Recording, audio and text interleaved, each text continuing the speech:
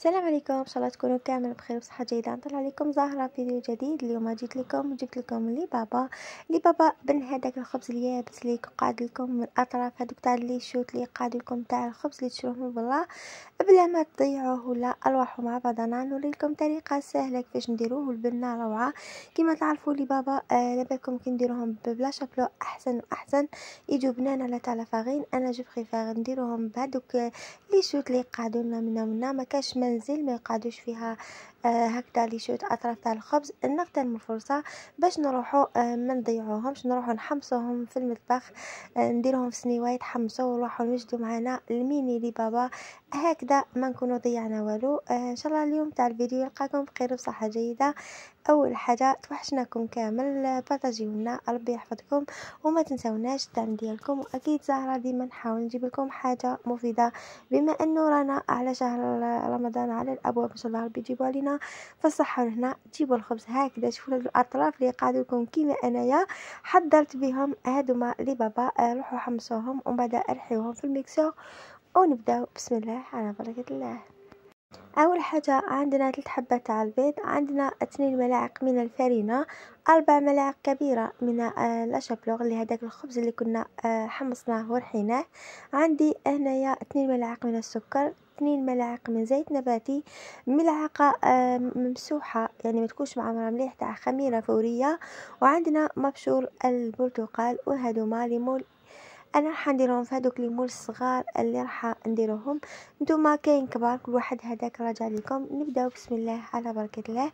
نحط 3 حبات تاع البيض، حطيت عليهم 2 ملاعق من زيت نباتي، 2 ملاعق من السكر، كيس تاع الخمير، عفوا ملعقه خميره. هنا عندي 2 ملاعق من حليب دافي نسيت ما قلتلكمش عليهم، وحطيت عليهم مبشور البرتقال. قلنا درنا عليهم 2 ملاعق من حليب الدافي. اذا كان عندكم ديروا الحليب. هنا نخلطوهم مليح مليح. انا حطيت عليهم 4 ملاعق من الخبز هذاك المرحي بعد ما كنا حمصناه، و2 ملاعق من الفرينه. خلطوا الخليط جيدا حتى تحصلوا على هذا القوام. نذكركم بالمقادير: 2 ملاعق من السكر، 2 ملاعق من الزيت، عندنا مغلف من خميره فوريه ممسوحه، 3 حبات تاع البيض، 2 ملاعق من الحليب، مبشور الليمون، برتقال عفوا ولا ليمون، ديروا واش كان عندكم. هادو هما المقادير تاعنا. 4 ملاعق من لاشافلو اللي هو الخبز المحمص، وعندنا 2 ملاعق من الفرينه. هادوما خلطوهم جيدا. بالنسبه لهادوما انا حنستعمل هادوما الصغار ميني، نتوما تقدروا ديروا الليمون الكبار الا كان عندكم، ولا انا نفضل هادوما صغار.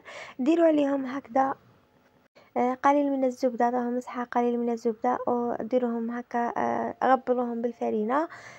بالنسبه للخليط حاولوا تنصفوهم هكذا، شوفوا شدوا ديروا في لابوشات ولا احسن اذا كانت متوفره قدامكم لابوشات. انا هنا شغل كنت نجري شويه لانه كنت بين لايف ومنا سي بور سا درت هكذا فقط بالمغلف. يعني انتوما ديروا هكذا بالمغلف، ولا هذاك الخليط ديروه كامل هكذا في ساشي ولا كشعفسه ولا بوشات، وحطوا هذاك الخليط له يتواسلكم.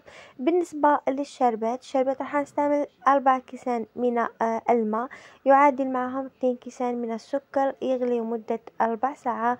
وعندنا لي تخونش تاع القرص دائما تكون حاضره اكيد.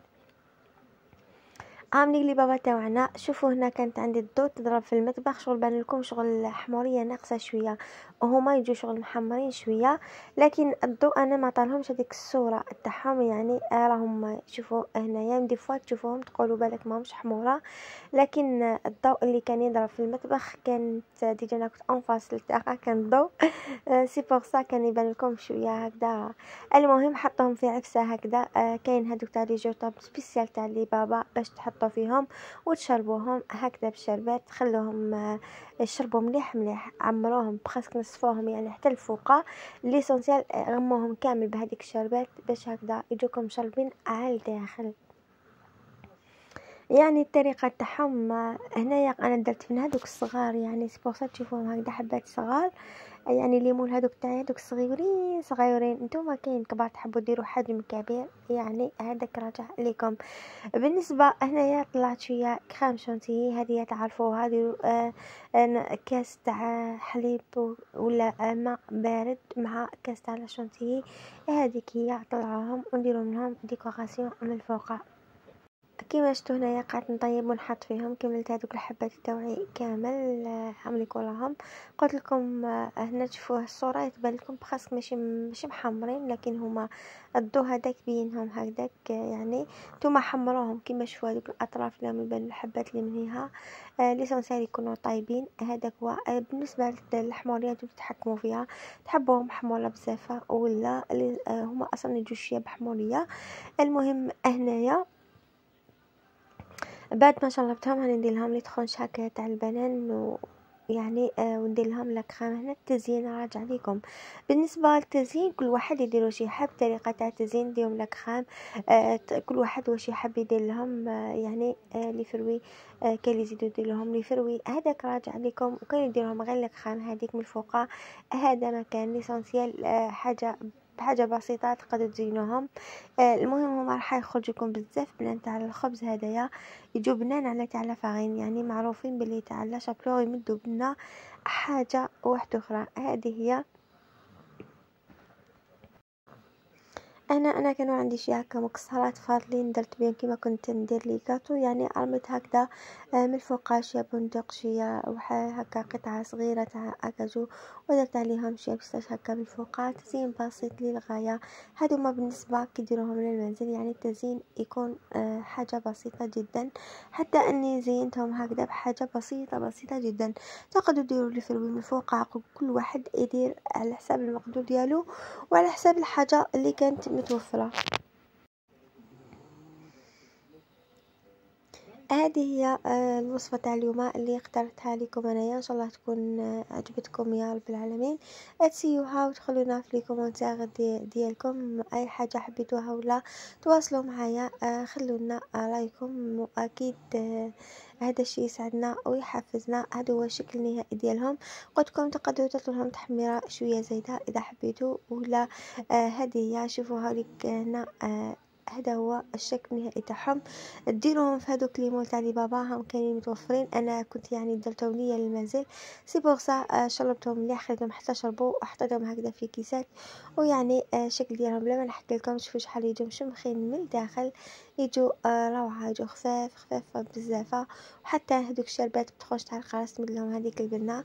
ان شاء الله الفيديو تاع اليوم يلقاكم بخير يا رب العالمين. متنساوش الدعاء المرضانا، تهلاو لنا بزاف في روحكم، واكيد ان شاء الله يا ربي راح يلاقينا في الخير اذا حب ربي. ربي يحفظكم. شكرا جزيلا حضوركم وعلى كلامكم الطيب، واي حاجه حبيتوها ولا خلوا لي في الكومنتات تواصلوا معايا. شكرا جزيلا، الى اللقاء.